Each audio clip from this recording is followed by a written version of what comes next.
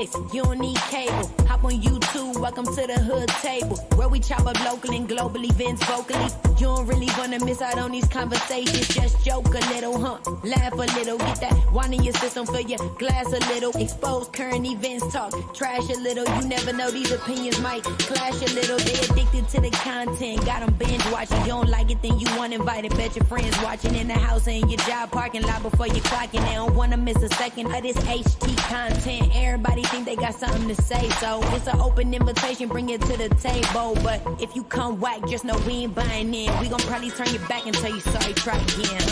Yeah, welcome to the hood table. You don't need Netflix, you don't need cable. Yeah, welcome to the hood table. You don't need Netflix, you don't need cable. Hey everyone! What's up? How y'all doing? What's up, hoodies? Come on in. Make sure you like and share the video. Subscribe to the Hood Table. If you are not already subscribed, please and thank you very much. Also, don't forget we have the membership, so please hit the membership button and hit join. And also, we have like 3 different levels. So, you know, the lowest one is like $2.99, $2.99. Okay. And don't forget to hit the subscription bell so that you'll never miss any of our shows or our notifications. Please and thank you very much. Now, to all the fans of BMF, B to motherfucking F, Black Mafia family, that is. For all you fans, this is going to be a live review, a live recap, and it will be a lot of spoilers. So just be aware if you have not been caught up with the episodes. So let me just say that first of all. Let me take a sip before I get the run in my mouth. And after I'm done with this episode review, I'm gonna have to jump on YouTube and look at some of y'all videos, because one video in particular with Deanna Irvin looked really interesting, and it was about Kiki Prime. I don't know what the hell is going on with Kiki Prime, but I know she's been interviewing that Atlanta interviewer guy. What is his name? Marcus, that's his name. And I guess, I don't know if she's getting into it with him or with, I heard something about his moderators, and I heard something about some lady in a wheelchair that Marcus had interviewed, and I don't know, but Deanna Irvin was like, somebody sent a bolo out for Kiki, because I don't know what's going on with Kiki Prime. So anyway, I'm gonna watch Deanna's video and try to find out what video from there I need to watch. But anyway, what's up? How you doing, Grinch? What's up, Informant Sugar? How you doing, love? Man, y'all see I ain't got my glasses on. They downstairs in the basement, in the garage. You know, the basement in the garage. You know, you go downstairs to the basement, go out through the garage. They in the car, in the garage, and I don't feel like going down there to get my glasses. But anyway. So we're going to go ahead and review BMF, and then maybe later tonight or maybe tomorrow, I'll review the latest episode of Ruthless, because I think Ruthless is on season 4, episode 19, I believe. So I did watch that the other night. I watched Ruthless and I watched BMF. So I watched both of them. So maybe later tonight, if I feel like it, I'll do Ruthless. If not, that's for all y'all Ruthless fans. And don't forget, we got a Facebook group. Also titled Ruthless Tyler Perry Fan TV Show, something like that. Something I created years ago, so it's actually my own Facebook group. We got about, I want to say 500 people in there, and if you want to join, let me know and I'll drop the link. But other than that, let's get into this good old review. So first of all, I want to backtrack a little bit. Last episode 2. And we had saw how Duffy, well, actually Meech, he had met Angel, you know, down at the strip club. And she had got him to hook up and set him up with a plug. And so him and Duffy, you know, the one with the gold glass, I think he's kind of cute too. He's kind of sexy. But him and Duffy, the dude with the gold glasses, they headed over to the house where they're supposed to meet up with the plug. But they ended up finding dead bodies. They ended up meeting Loco or Unc or Amigo or whatever the hell he goes by. And then the MKs tried to ambush them. But thank God the Colombians was there with Loco, and they started shooting up all the MKs in sight that was trying to ambush Meech and Duffy. So basically, it was a setup. Meech don't know exactly who set them up, but I and Sislo, and we was talking last week, and I think Dwayne was up here too. Yep, Dwayne was up here too, and we were trying to decide if we thought that they was a setup by Angel, and if Angel was made to set them up by Greedy. You know, her boss and her boyfriend, which I didn't even really think they were really like dating. I just thought he was kind of like a pimp to Angel, but now I'm not so sure. But anyway, I do think he is abusive after watching this latest episode. But anyway, the Amigos, they came all the way down there to be Meech's plug. And we saw Meech was all happy, and I was like, this don't seem right. I mean, these fools killing all these people for Meech. They ain't never met yet, and then he come down there talking about, I came for you, so I can be your plug. Like, Meech didn't have to go look for a plug. He just showed up, and it was a coincidence that their old plug had just literally got arrested the same day, okay? And this new plug also used to be Ty's plug. So I'm pretty suspect about the Amigos. All right. So y'all let me know what y'all think about them. And then also let me know if y'all really think that Angel has something to do with the setup, because this episode we saw him confront Angel, right? So she denied it though. But anyway, also, it was another setup. At the beginning of this episode, Meech was walking up to the front door of his cribs, and some goons came running out, followed behind Stacks. And he was screaming, talking about, I just been robbed. Get him, Meech, get him. Meech pulled out his gun, put out his strap. He started shooting at the getaway car, but unfortunately, though, he wasn't able to hit anybody's, at least that we know of. He wasn't able to hit any marks. Then after getting jacked, he headed over to the strip club to confront Angel, the stripper, because she was the one, again, who told them to meet up with the plug where they were ambushed by the MKs, right?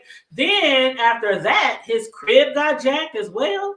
Like, something is obviously up with this shit, and I don't know who he should trust, if he should trust Angel or not. But at that moment, he believed that Angel could have possibly been the one who set him up, because it was like incident after incident. And then up walks Greenie. Neo. Greenie, old slimy, slick ass, okay? He come walking up to interrupt the confrontation. I was going to say conversation in my Larry Reed voice, but he was interrupt the confrontation between the two, talking about, is there a problem? As if he was going to do something to Meech, if it was a problem. Because we saw what happened to his ass later in the show, right? Man, Greedy was in that car with Angel going all the way in on her. He was going off on her ass. I don't know what she did, but he told her all these ball players and rappers got your ego boosted up. They boosting your ass up. You a fine ass piece of ass, but I will cut your ass like some motherfucking grass. And then he had her talking about, say I ain't shit, ho. Say you ain't shit, ho. Say you ain't shit without me, man. She was up there, I ain't shit without you. I ain't shit without you. Next thing we know, he raised his hand up to pimp slap her ass.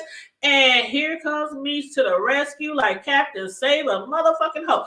Meech came out of nowhere with Duffy. They just snatched Greenie out the car and commenced to mollywhopping him in his own parking lot of his own establishment. Child, I don't know if Greenie set it up or not, but he is involved with that woman. What's her name? Henry. I mean, it's a lot of shit going on, right? And I think he's involved with Glock. And Glock, that's what I meant to say. He's involved with Glock. I think that's what is going on here, because we were introduced to Glock this episode as well. But we're going to get to Glock later. But back to being set up. That scene where Stacks was actually asking Meech how they just going to, let somebody come up and Rodney King me without retaliating, I was cracking the fuck up. Stacks, I think he is really, really good. I mean, I didn't expect him to be this good in performance, but a lot of these characters that is in season 3, I think they are doing really, really good so far. I'm liking the Stacks character, and he's coming across as real gangster, which is, you know, some of them rappers, you know, that's how they really get down in their real life.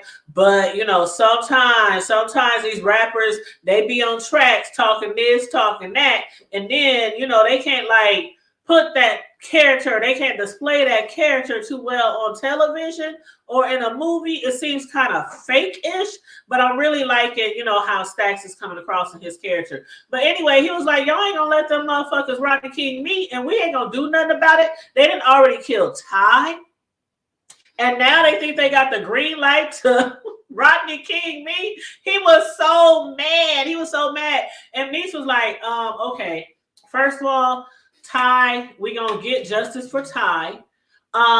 We gonna get the person, you know, who killed him. They got what's coming to them. And as far as the people who, you know, got you and jacked you, don't worry about it. Right now, we gotta focus on our money because they lost their plug and they got robbed, and it's a lot going on in my Tracy voice. It's a lot going on, but he was like, hell no. Bring me kept Ty. And we just sitting here, y'all just let me get jacked and get jumped and all that shit. Okay. You got to roll out on your own, bro. Stacks was like, I'm not having this. Okay, I'm out of here. You know, last time when he walked out, right, he tried to take his partners with him. They wasn't going. This time he threatened to walk out, and they was like, you got to roll on your own, bro. Why? Because even though they didn't have no money right now and no connects right now and no product right now, Meech took all his watches, his jewelry, sold them. Well, actually pawned them at the pawn shop, down to the pawn shop. You know, y'all know about the pawn shops, okay? I know about the pawn shops. Back in the day, I done pawned some shit, okay? Mainly gold. But anyway, moving right along. But he had pawned his shit, and he gave all of his employees or workers or whatever a stack each. And they looked at Stacks like, you ain't never pawned shit for us. They were like, deuces. So again, he walks out all alone by himself. How long would that last? Because it didn't last too long when he saw all that dope that Meech was trying to get him to offload. So who knows if he's going to come back or not, or what's going to be going on. But also at the beginning of this episode, we saw T. He had found out that after the guys, you know, got rid of his product, they couldn't re-up because Henryetta, aka Henry, the man woman, that bought everything available from the Connect. And not only that, but she also took some of their clients as well, including Locks and Diz. That really surprised T because, like he said, I've been knowing Diz since he was in Little League. We go way back. And he gonna do me like this for Henry? And then while Meech was able to keep most of his crew of Connect, T was losing some of his. So let me tell y'all this. He was able to smooth things over with Diz for right now. So long as Diz gets all the information, he needs to come back with some intel. He was like, okay, you know what? I'll cancel my shipment with old girl, with Henry. And Meech was like, nah. I mean, T was like, nah, I'm getting the brothers mixed up. T was like, nah, go ahead, keep the shipment, keep the arrangement.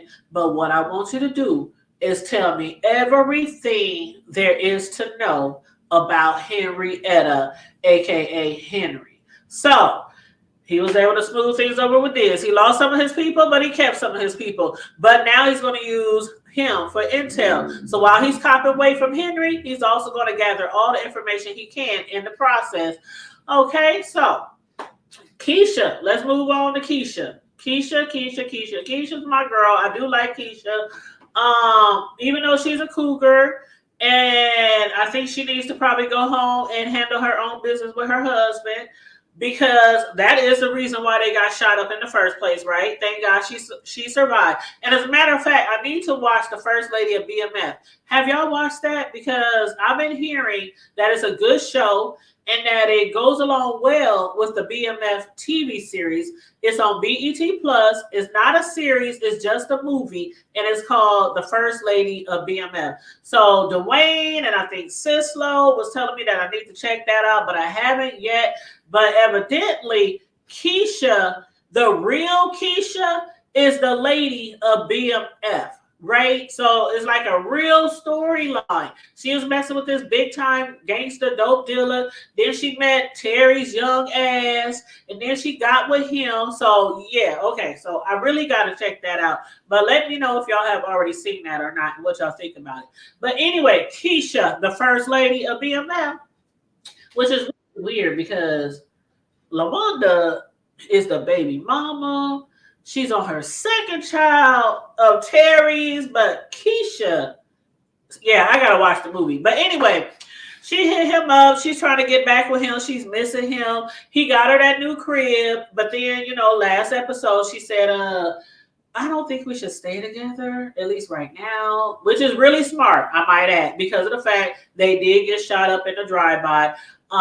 She don't have her kids staying at the house for safety reasons, of course. They stayed at her mama's house, but she still wants to be with him, and he wasn't feeling that. T was like, hell no. If you don't want me here in the crib, what? I finance you, put you in this big ass house. I'm paying all the bills and taking care of you and your kids, but now you want me to stay in my little ass bedroom at my mama house while you over here enjoying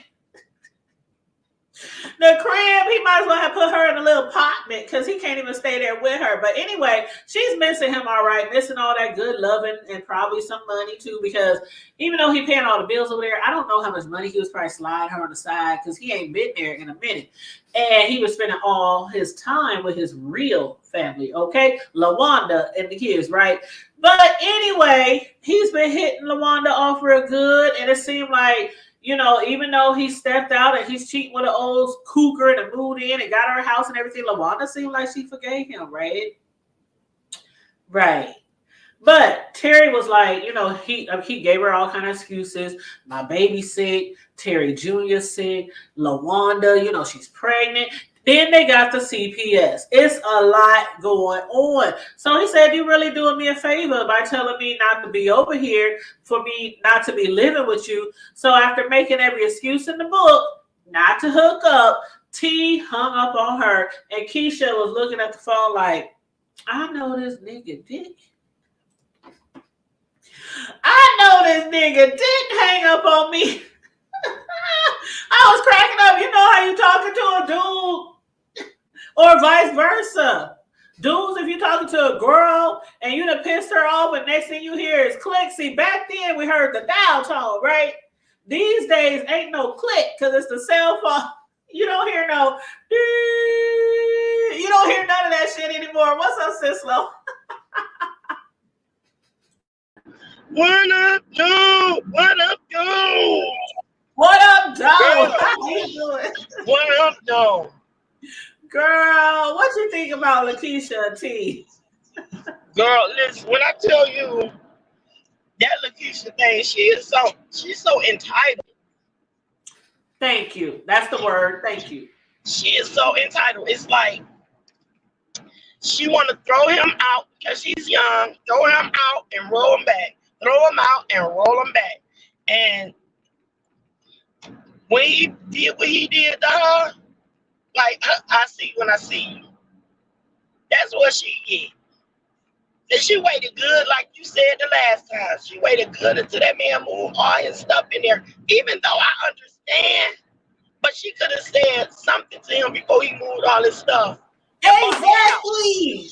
That's why I said he could have put her in an apartment or just a regular old crib. She in this big ass expensive home by herself. Right, and then she got to think. Number one, she in the same gang he in, and she got a mini.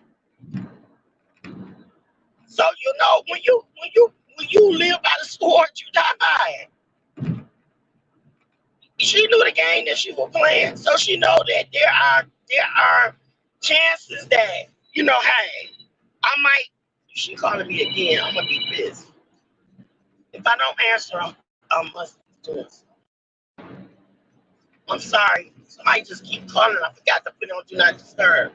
But you know the consequences. That's loud. You know the consequences to what you're doing when you are in a game like that. When you're in that street game, you know what you're up against. So she can't put all the blame on him because they got shot at. She knew what she was doing. Like I said, she the one got him in the game in the first place. Thank you. And she the one who got him shot up too because of Boom. Right. But she didn't get him in the game per se. She was a connect. You know what I'm saying? She added fuel to the fire, so to speak. But her whole thing is she can't have what she wanted the way she wanted. She couldn't do Boom like that. If it was Boone, if it was that older, more mature guy, she wouldn't have tried to play him like that. Let me spend all this money buying you a house, getting you set up, and then you say, oh, by the way, you can't stay here. And he let it happen. Because listen, especially right here, up in the real Detroit, they would have been like, oh, okay, no problem.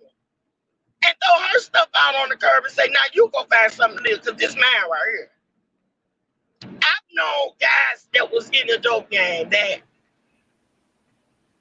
he was with, well, this is a girlfriend of mine. Listen, he bought her a house, everything in it, got it totally remodeled from the basement to the second floor. Which the second floor was what they call a mother-in-law's apartment. So he got the whole second floor remodeled as a hair salon because she did hair. This girl went somewhere and came back. This joker got hooked up with a younger chick, right? He came back, he moved out everything in her house, including the blinds off the windows. Everything. So they don't play that in real life. Right. She's being entitled and she playing with. That's when they start playing with your mind. But that's when you make Negroes do stupid stuff. Exactly, because she should have just been like, no, we can't have nothing to do with each other after all that happened. Exactly. Or he could have. She could have been like, you heard them say that term, he pushing up daisies. That's what we say when somebody get killed. They pushing up daisies. And that's what do happen, especially back then. They would just get rid of the girl. Oh, you ain't gotta want to be with me? Ain't nobody gonna be with your ass. Exactly. And that's how they would have done. Like, you know, you can't do that kind of stuff like that. And then don't let him see you with somebody else. He'll do all y'all. But yeah, that's exactly what Boom was trying to do. But they injured her, but she just managed to survive through the the drive-by shooting. Right. Yeah. Yeah. But yeah, she was looking at that phone like, I know he did.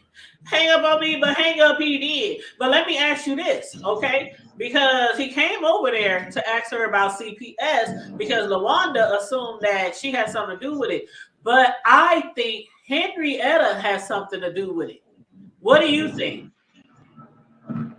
Oh, yeah.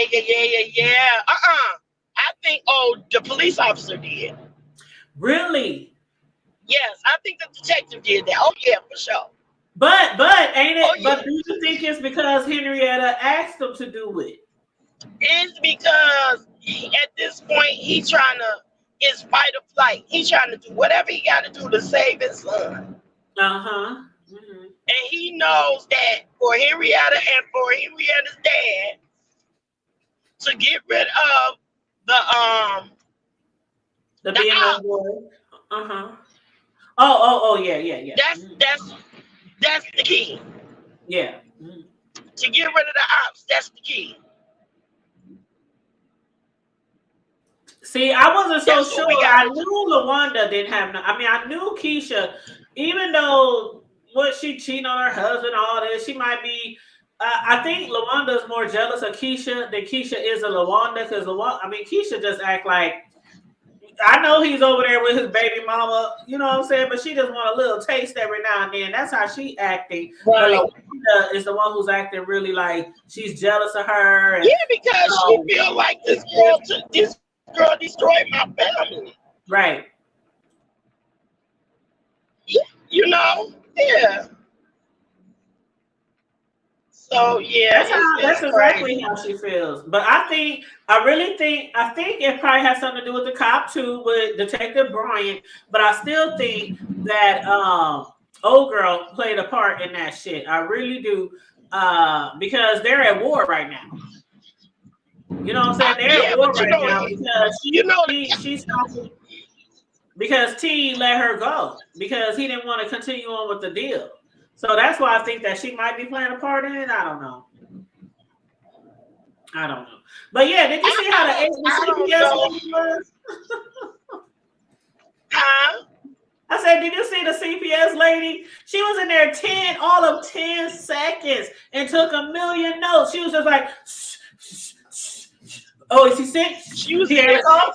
Oh, he could get sick from weed smoke. Right. She was just writing stuff down and then left. He was in there. She was in there all but 10 seconds and ruined his whole life is what she was. She ruined that man's whole life. I'm trying to find some gas. It ain't expensive, right? Yes, child. I was like, that CPS lady, what was her name? I think her name was Lisa, but she was just jotting things down on her notepad as his T-son was over there really being abused and assaulted and locked in a closet. She was really like with her stuck up in a girl, if she wasn't putting 20 on 10. She had her stuck up in a, you hear me? Yes. Mm-hmm. Yep, and then T went over to Marquisha's house and she was like, I'm a black mother. I would never do that because I know what they do to black families in the CPS system. She was like, I can't believe you accuse me of some fucking shit like that. That's crazy. But okay, T, that energy he was giving her before when he hung up in her face, that shit didn't last for too long, did it? Oh yeah. Child. Grandma's. Child. You could tell he was missing Kesha too, because later on in the show, after showing her his new place, they ended up on the couch. She was straddling his lap. They would have got it on had his mama not been knocking at the door because she done heard about the CPS charges or the CPS allegations. But she was mad. That mama was pissed because she experienced being in CPS as a child. And she was like, I need you to get your head out of that old ass cougar's ass. She said it. She said it. And wait a minute, what did Papa think he was going to do? Going down there and coming back with a t-shirt. What? He came back talking about, hey, I'm back, baby. She was like, he was dancing along like, girl. What did he think was gonna happen? I don't know. You know what? That reminded me of, like, you know how dudes be going to the strip club and then they come back all horny and ready to get it on. But see, that's a different thing. That's different. Like he's ready to groove, like for real. He went and he was going to the neighbor house and he was getting it quite often. And then he came home. No, but girlfriend ain't trying to have this shit together. She ain't thinking about him anyway. She's thinking about somebody else. Exactly. All right. Fine ass. You know I love your brother. He is so dark, sexy, and chocolate. And girl, calm your nerves. Calm your nerves, son. I need a doctor. I need a doctor. Mama called the doctor. The doctor said, no. Remember that? Get up on the table, yes.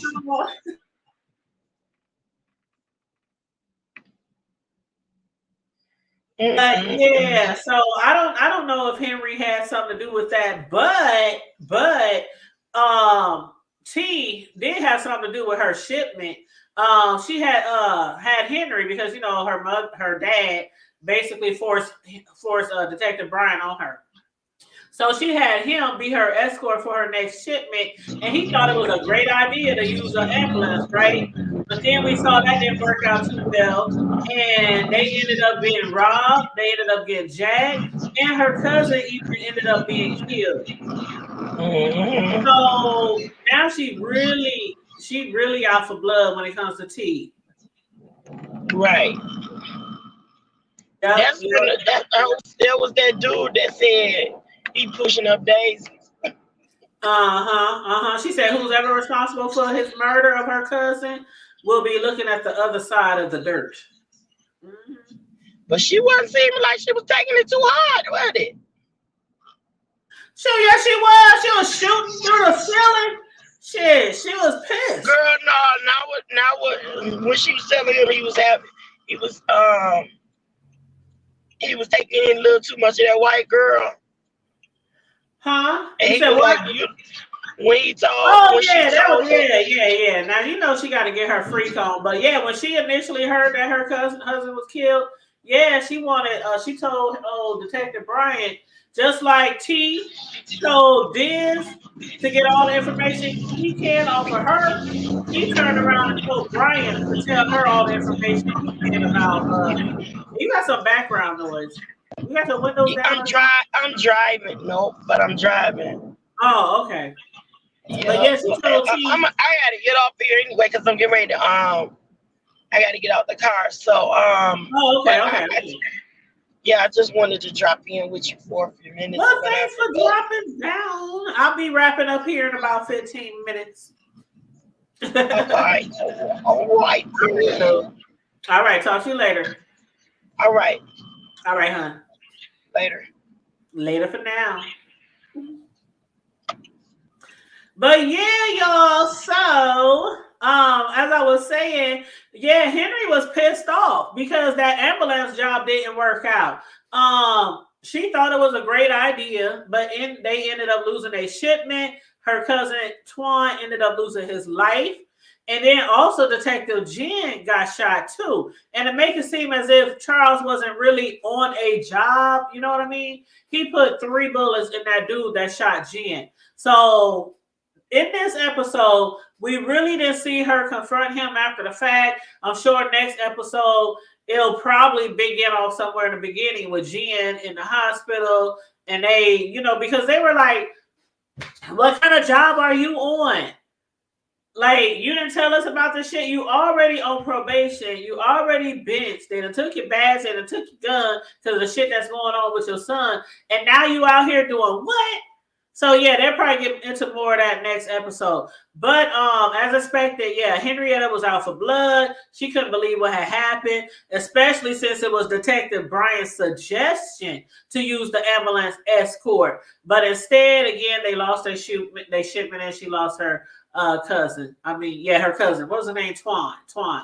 But BMF knew when, where, and what to look for, like Brian said. So if you are looking for a place to channel that anger, he told her, let's talk. And that's when she was telling him, tell me everything you know about T. Yeah, she pissed. She did get her freak on later, but sometimes getting your freak on helps relax you when you're angry. But yeah, she was pissed off. But as far as we're talking about Charles, okay, so back to Charles, because Cisco had brought up Charles. So Meech's father, Charles, he was hoodwinked basically to go down to the A. He told him he wanted him to check out some foundation of a house that Meech was looking into purchasing. Charles had no idea that Meech was hoodwinking him and was trying to just get him down there to actually sign off on the deal, to sign on the purchase, being that Meech don't have any legal income, right? So he did tell his dad that, I'm going to pay for it all with cash. I just need you to sign the deal. It's going to be paid off. You ain't got to worry about payments. You ain't got to worry about no repossessions or anything like that. But still, their dad knew that what they were doing were illegal. And he made that very clear that it was illegal, because not only did Meech lie about what his father does for a living, which he said was an engineer, but he also doctored up some paychecks, making Charles look like he was in a whole nother tax bracket. Charles was like, now, son, I don't make that much money. But after, their run-in with Glock, who we was talking about earlier, he was at that family affair event, thrown by Jack the Ripper. Charles basically did what he thought was best at that moment. Now, is it really what's best? Maybe for Meech it is, but definitely not for their family as a whole. Because if the bank or the feds find out about what they did, that could lead to a lot more serious issues than a repossession, okay? But in the meantime and in between time, Charles was willing to help out his son, help protect his son. And did y'all see him pop that nigga in the mouth that was trying to run up on me? I was like, damn, nigga, you got knocked the fuck out. Man, he looked up at his dad like that was a high five moment, right? That was like a pound. That was like a high five moment. You with your boys. Yeah, nigga, thanks for coming through in the clutch. But yeah, daddy came through in the clutch, in the fight, and also for the purchase of that home. So we'll see how that goes later. But anyway, as far as his wife though, Lucille, and her friend Estelle, and Dr. Maurice. Now, Sislo and I was just talking about Dr. Maurice before, she had to drop down, that fine ass chocolate doctor. Lucille and Estelle, they were at the church making, cakes for a fundraiser.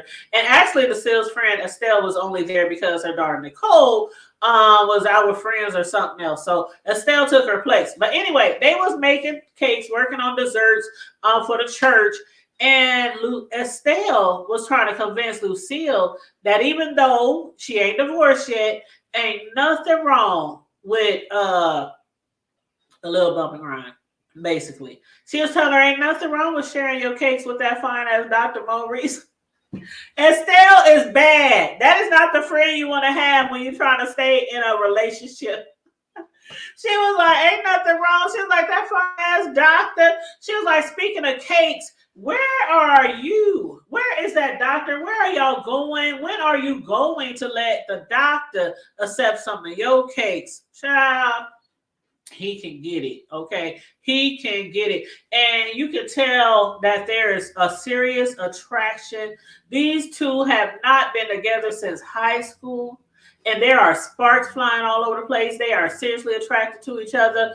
He is fine. She still look good. He was like, damn, girl, you still ain't fine. You just grace like wine over the years, right? So, Grace, you know how black people are. Anyway, black don't crack. But sometimes it do. Let me take that back. Sometimes it do. But anyway, Lucille, she's like, Charles stepped out. Yeah, he cheated. Yeah, he can't keep it in his pants. But that doesn't mean that she should do something ungodly, right? Her friend, on the other hand, thinks, life is too short. He's interested in you. Your husband's cheating with old girl. Well, they ain't cheating anymore after they got busted, but still, he cheated on you. He stepped outside the marriage. But Lucille did end up, calling up the doctor. She made a house call. But I don't know how much money he gave the church, for the fundraiser, but it definitely did make her jaw drop. But will he be able to also make her panties drop? Y'all let me know. You said, wow. Y'all let me know if y'all think, oh, Lucille, Bible thumping, dedicated wife Lucille is going to let him get in those draws, okay? He seems really charming. He's really kind. He's attractive. He's a doctor, and Lucille been missing things, from her husband. He was out there, not paying attention to her, sleeping with other women, all that kind of stuff. He now is trying to get back with his wife, always, compliment her, telling her she's attractive, sexy, but so does Maurice. So do y'all think Charles is too late? Will Lucille be totally smitten by the good doctor? Do you think she would be smitten enough to do something ungodly, like giving up her goodies, get goodies, the cookies? Y'all let me know. I think. Let me put it this way. I would love to see a romantic scene between those two. I honestly would. But I like Charles too. And I like what they family had before he stepped out. So I guess I don't really want her to hook up with the doctor for the sake of their family. But I think that would be, ooh, child. Did you see the scene when Charles was with the friend, the neighbor?